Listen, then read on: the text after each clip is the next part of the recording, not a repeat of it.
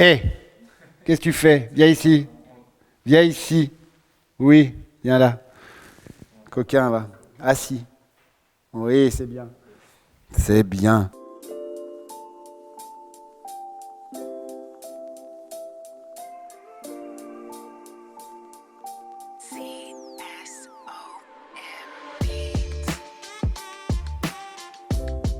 On en est au 20e millésime. Le domaine est fait entre 16 et 18 hectares. On est en agriculture biologique depuis une dizaine d'années et certifié depuis 4 ans.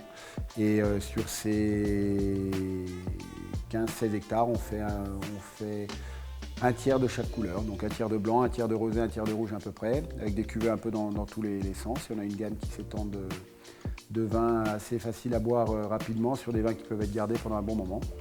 Et on a 8 vins différents sur le domaine de la Bastille du Clos aujourd'hui. La nature s'occupe de tout. Normalement, tout est équipé. Tu vas avoir un jus de raisin qui va se transformer en vin tout seul. Il suffit de le laisser faire et tu vas voir, ça va se passer très bien. Après, tu rajoutes un peu de savoir autour de tout ça, mais finalement, c'est pas plus compliqué que ça. L'important, c'est d'être suffisamment confiant en ce qui va se passer d'un côté à l'autre.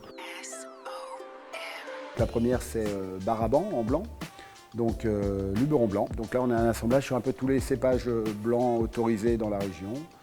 Grenache blanc, Vermentino, Uni blanc, Clairette, Roussanne, Marsanne, Viognier et le petit nouveau Bourboulingue qui va arriver. En rouge, la base, ça va être Malacar.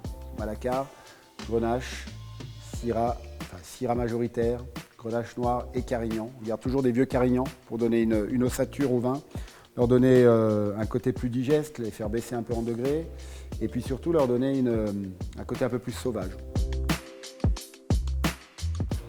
C'est un métier complet. Il n'y a pas énormément de métiers comme ça. C'est-à-dire que c'est un métier où, vous avez vu ce matin, on peut parler de pied de vigne, comment tu plantes un pied de vigne, comment tu vas le sélectionner, ce genre de choses. Et tu peux faire des heures et des heures de recherche sur ces trucs-là et tu n'as jamais la bonne réponse. Mais tu vas tomber sur des gens super intéressants.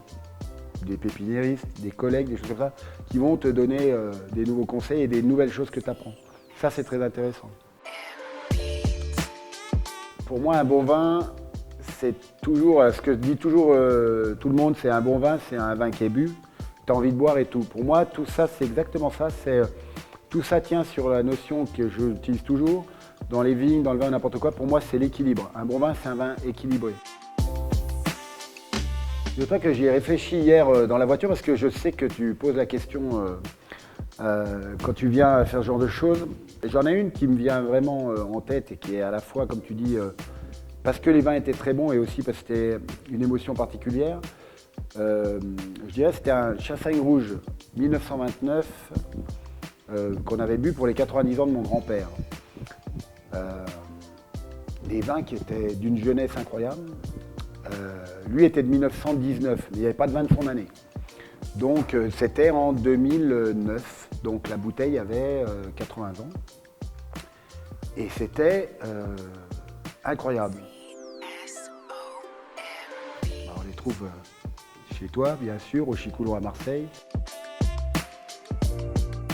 Peter, rendez-vous au Chicoulon, ta date sera la mienne. J'amènerai à boire, t'amèneras à boire et surtout on réservera notre fin de soirée parce que je sais qu'avec toi, ça ne sera pas du tout cuit. À bientôt, Peter.